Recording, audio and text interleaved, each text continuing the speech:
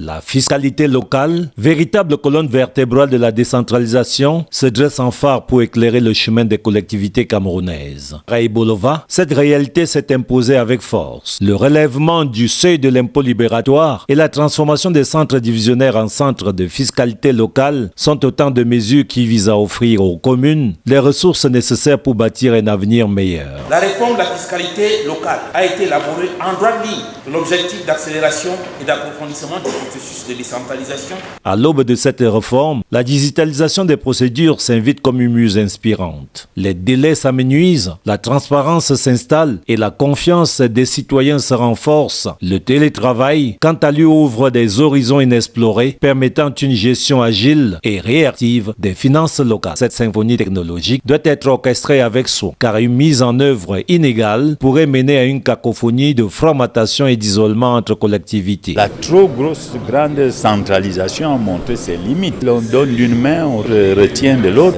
La centralisation décentralisée, ceci devient un peu compliqué. Le maire de Bolova, avec une vision pleine d'espoir, imagine un monde où l'accès aux services publics devient une réalité tangible et où le lien entre élus et administrés se renforce par une communication fluide et transparente. Il faut que nos contribuables, par patriotisme, adhèrent à ce projet si cher au chef de l'État. Sans un recouvrement efficient des ressources, on ne pourra pas avoir dans nos villes l'éclairage public. En conjuguant fiscalité locale, efficace et avancée numérique, les collectivités camerounaises peuvent non seulement rêver d'un avenir florissant, mais aussi le réaliser. La route est encore longue, mais elle est pavée de promesses et d'opportunités infinies.